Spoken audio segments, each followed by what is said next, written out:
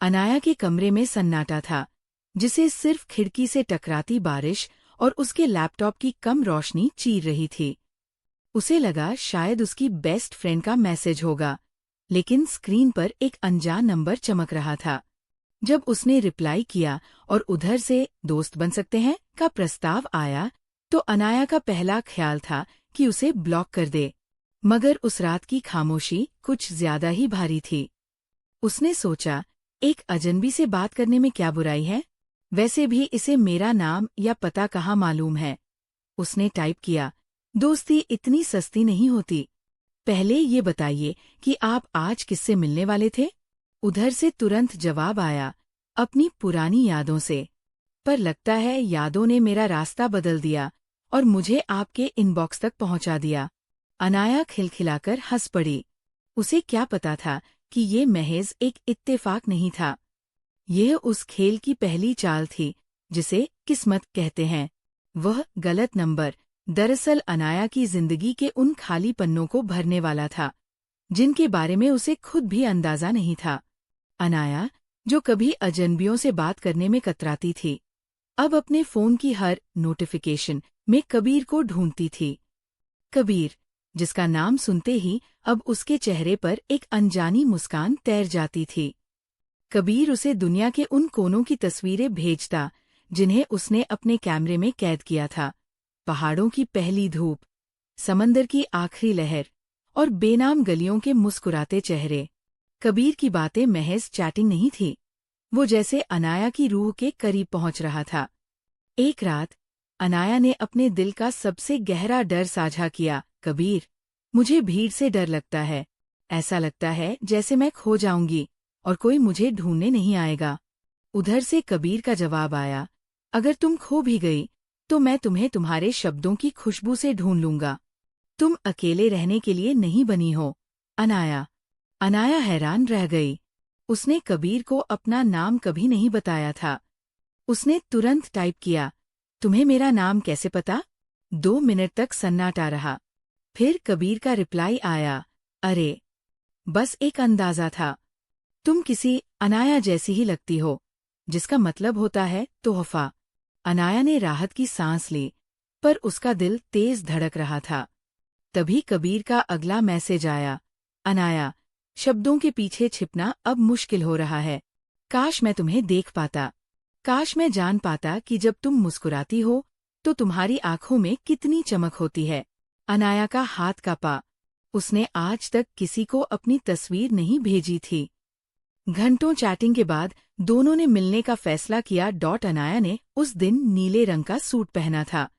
उसने आईने के सामने खुद को देखते हुए कितनी बार मुस्कुराने की प्रैक्टिस की थी।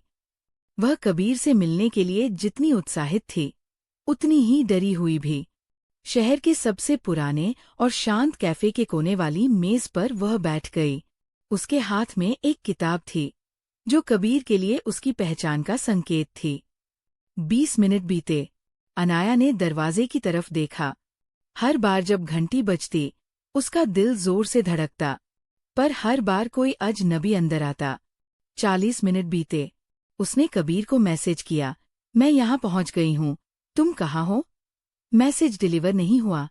1 घंटा बीत गया। कॉफी ठंडी हो चुकी थी और कैफे की रौनक अब अनाया को चुभने लगी थी। उसने कबीर को कॉल किया, पर उधर से एक ही आवाज आई, the number you are calling is currently switched off. Anaya का चेहरा उतर गया। उसे अपने आसपास बैठे लोगों की नजरें चुभने लगीं। उसे लगा जैसे सब उसका मजाक उड़ा रहे हों। क्या वह इतनी नादान थी कि एक गलत नंबर से शुरू हुई कहानी को जिंदगी मान बैठी? उसकी आंखों में आंसू भर आए। उसे उस रात की याद आई जब उसने कबीर को अपने अकेलेपन के बारे में बताया था। क्या कबीर ने उसका अकेलापन दूर करने के बजाय उसका तमाशा बना दिया? वह भारी मन से उठी और बिल चुकाकर बाहर निकलने लगी। तभी उसकी नज़र कैफे के काउंटर पर रखे एक अखबार पर पड़ी। आज की ताज़ा खबर की हेडलाइन देखकर उसके पैर वहीं जम गए। शहर के हाईवे पर एक भयानक एक्सीडेंट। एक ट्रैवलर की कार खाई में गिरी। अनाया का दिल डूबने लगा। क्या कबीर नहीं आया या कबीर आ नहीं सका? अनाया का हाथ कांप रहा था। फोन की स्क्रीन पर दिख रही उस तस्वीर ने उसके दिल के गुबार को एक झटके में शांत कर दिया।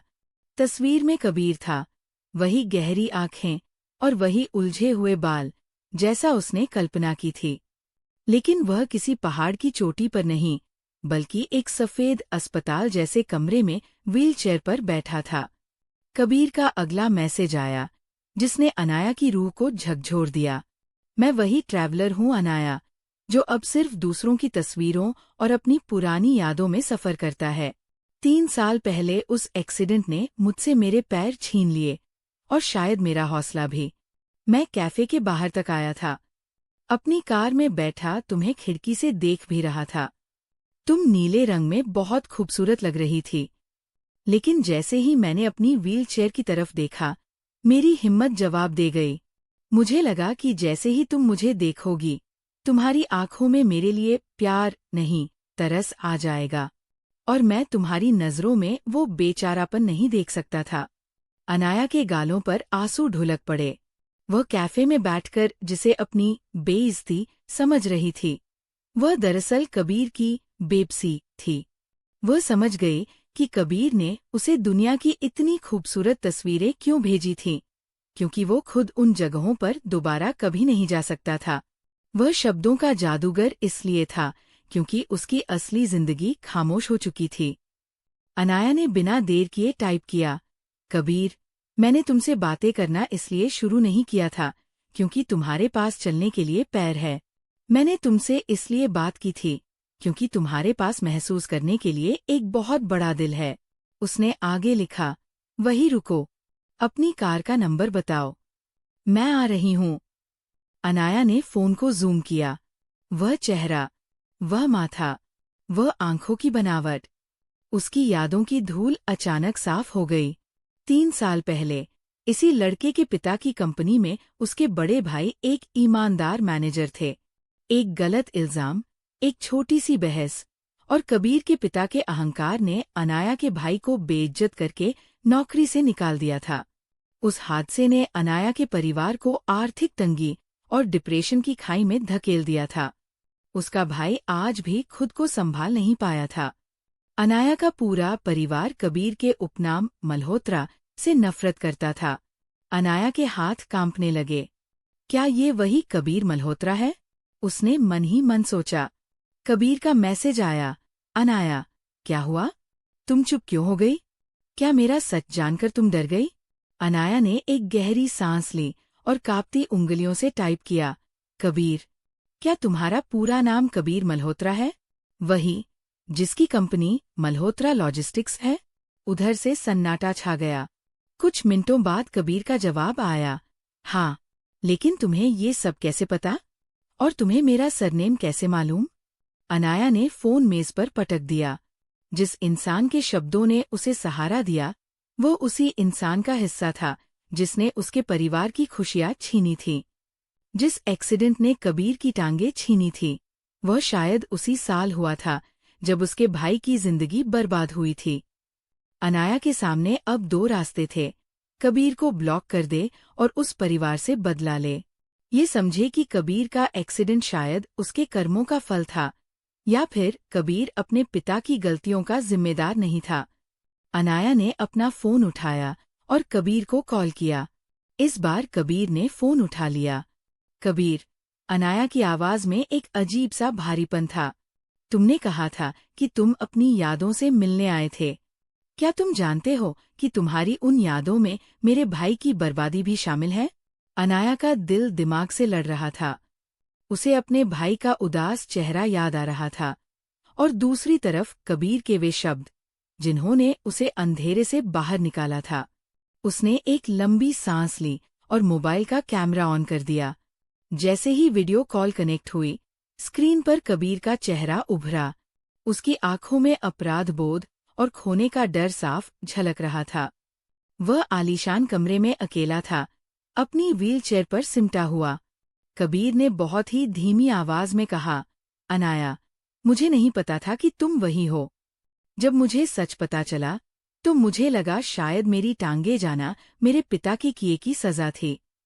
मैं तुम्हें दोष नहीं दूंगा अगर तुम अभी इस कॉल को काट दो और मुझे अपनी जिंदगी से हमेशा के लिए मिटा दो। मैं सचमुच इसका हकदार हूँ। अनाया ने गौर से उसे देखा। उसे कबीर में वह अहंकारी मल्होत्रा खानदान नहीं, बल्कि एक टूटा हुआ और अकेला इंसान दिखा जो खुद अपनी पहचान से भाग रहा था।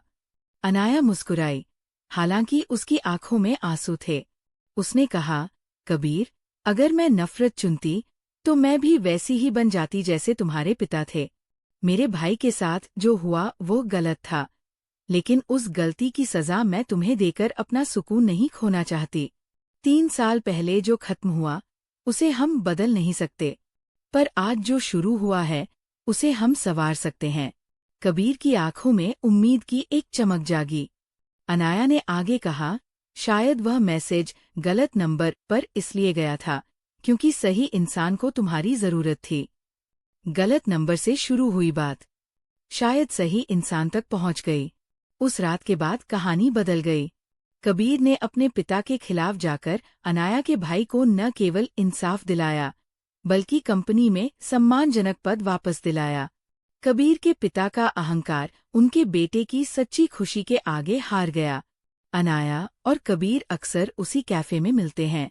अब कबीर को अपनी व्हीलचेयर से शर्म नहीं आती, क्योंकि अनाया उसके साथ होती है। कबीर अब भी फोटोग्राफी करता है, लेकिन अब उसकी हर तस्वीर में अनाया की मुस्कान जरूर होती है।